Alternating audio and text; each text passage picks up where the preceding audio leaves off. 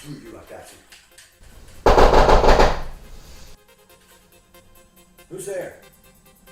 Oh, 1 minute. Hold on. Who's at my door?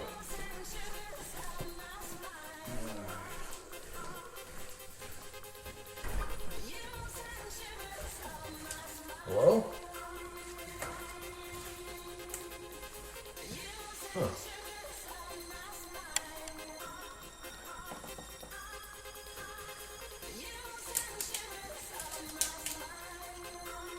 Okay.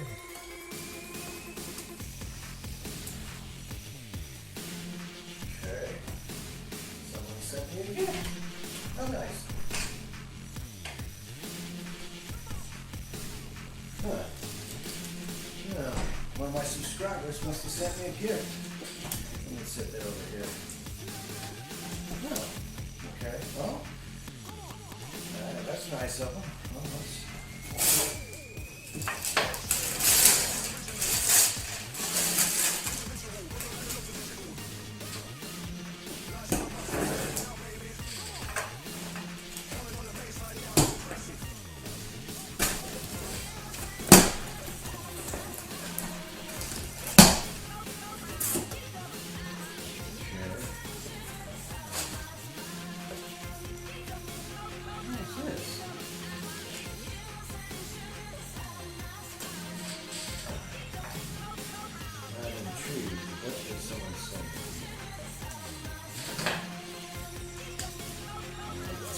tape is.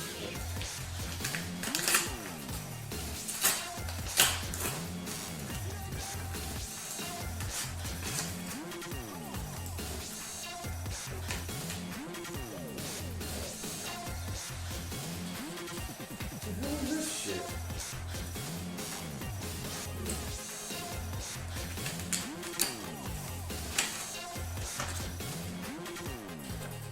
What the hell?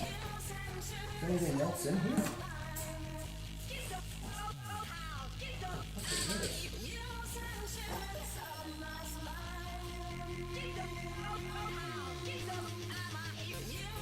This is the ugliest looking Buddy Lee doll I have ever seen in my life.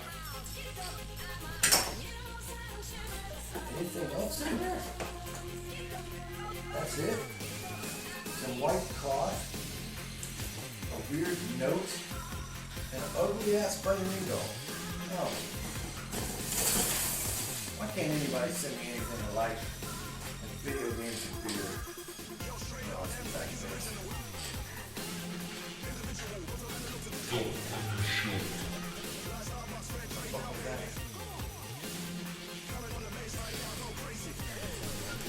Someone's in my apartment.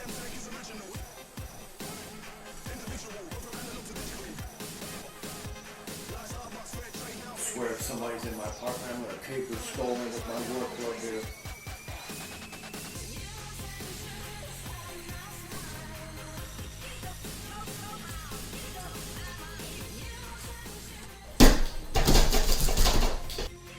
See nobody in here, must be freaking out.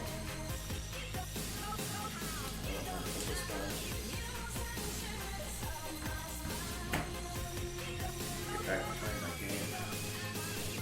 Gonna catch a bitch.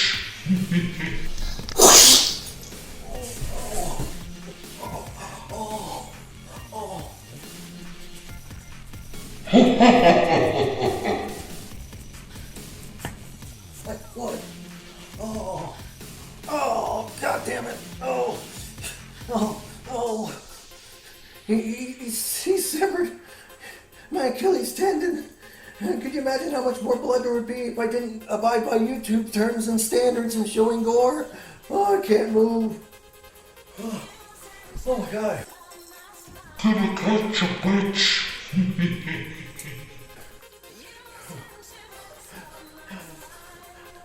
No. Gonna catch a bitch.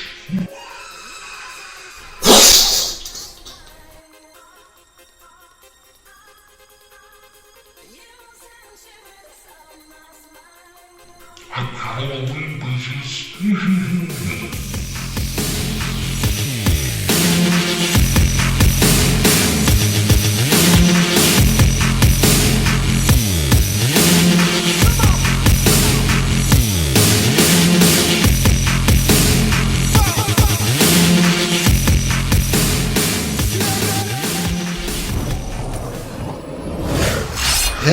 everybody, it's me, Nate, aka Devil Dog, and I'm back with another game review. That's right, I always tell you people out there, if you want me to review anything, if you send it to me, I will review it. And that's why this time I am reviewing the Elf on the Shelf Christmas Heroes. That's right, it was sent to me from one of my nice fans on my YouTube channel. Thank you so much for sending me this great game. So that's why I had to have a non-violent opening for it, because I had to bring a little bit of spice to this one, because there's not much to really say about this game. You know, after all, it is a kid's game. It was developed by Casual Brothers Ltd. and published by Outright Games and released on the PlayStation 4, PlayStation 5, Xbox Series 1, X and S, PC, and Nintendo Switch on October 17th of 2025. Now, what exactly is it? Well, as you can see from the footage, there's a couple different game modes in this game. You play a Elf on a Shelf in training with Santa Claus, because Santa Claus has lost his magic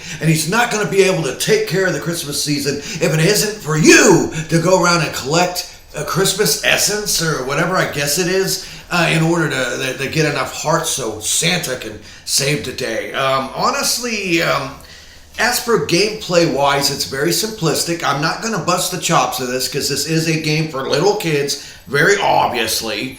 There are 24 total levels that are done up almost sort of like one of those advent calendars that you go to each level, and it's basically a side-scrolling level or a flying level. There's only like maybe 4 or 5 flying levels in the whole game, where when you're flying, you only have the ability to move up, down, left, and right. And that's kind of difficult to see where to collect the Christmas essence is, because it's kind of hard to judge if it's up high or down low. So that could be a little bit problematic for a kid playing, I would see. But other than that, you know, that's not really that difficult on that one. Now, the side-scrolling levels is the meat and the potatoes of this game, where it consists of you playing as an elf that you can customize a little bit. Very low customization, not great customization at all. You can add like glasses, a hat, different outfits, shirts, nothing special though. It's not like a great creative player, but once again, this is a game for very little kids, and it shows. Because the platforming, honestly, rather early on, is so simplistic, it's a little bit too easy. And near the end levels, it does pick up and get a little bit more difficult. Once again, I'm trying to look at it from the viewpoint of a little kid and not someone like me who's used to playing constant amounts of side-scrolling games that are difficult. As for your total moves you have, you get a double jump, you get a dash, you can run, you get a grapple hook, and a balloon that allows you to float through certain levels that have wind that blow you, and snowballs that you can throw at enemies. And that's really about all the different weapons you have. I wouldn't say weapons, but abilities in it. And I have found, honestly, a couple of them serve no purpose. The snowballs are kind of worthless. The beach balls you roll are kind of worthless. They'll knock out enemies, but it's easier just to jump on top of the enemy to defeat them anyhow. So, you know, once again, it seems like some of the mechanics they have in this are kind of pointless. Like the grapple hook, honestly, once you get your double jump and your dash, that is more than enough to clear any sort of distance you need to make these jumps. You don't need the grapple hook. So that is another mechanic that isn't really that well done in it either.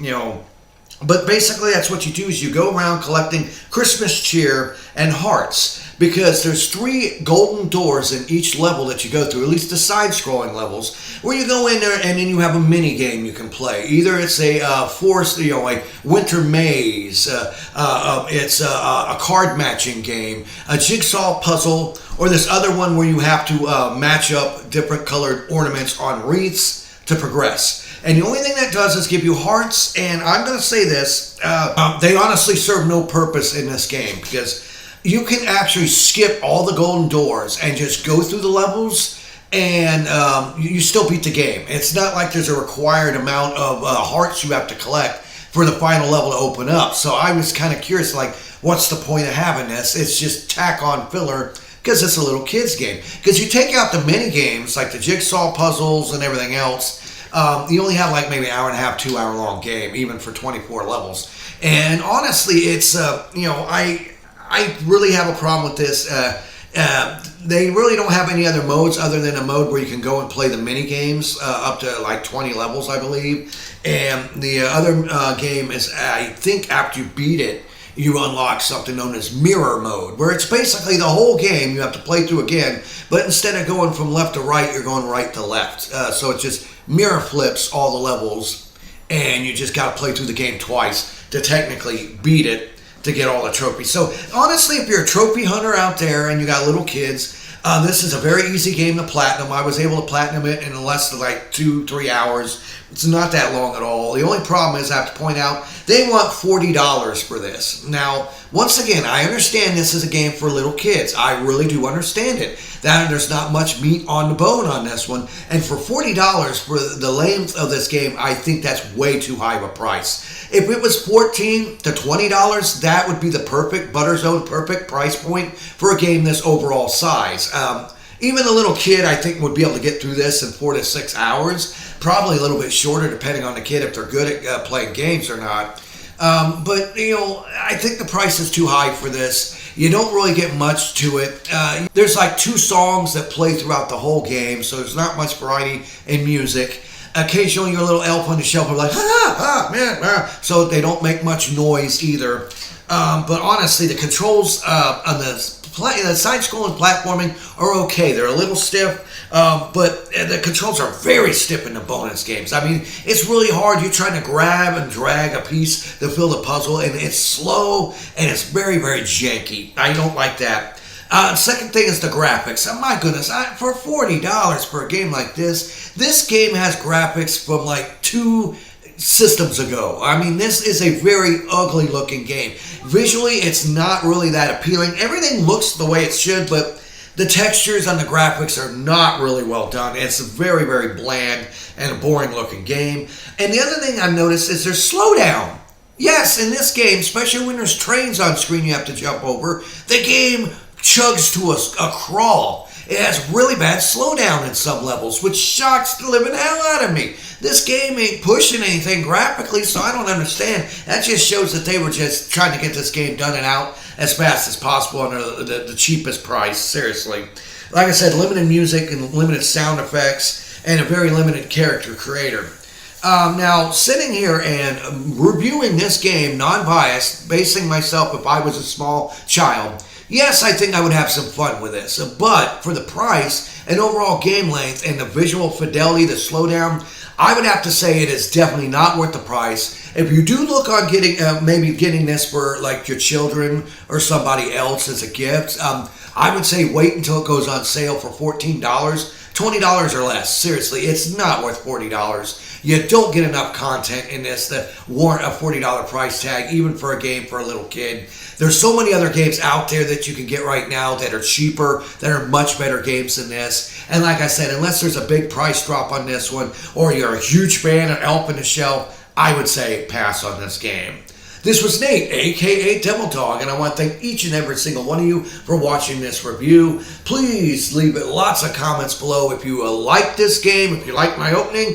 Are you fans of Elf on the Shelf? But leave lots of comments below, and I answer each and every single one of them. Please give me a thumbs up and subscribe to my channel. And of course, here at Devil Dog Gaming, we always end our videos by saying, have fun, play hard, and remember, people, the devil is in the details. Peace out until next time.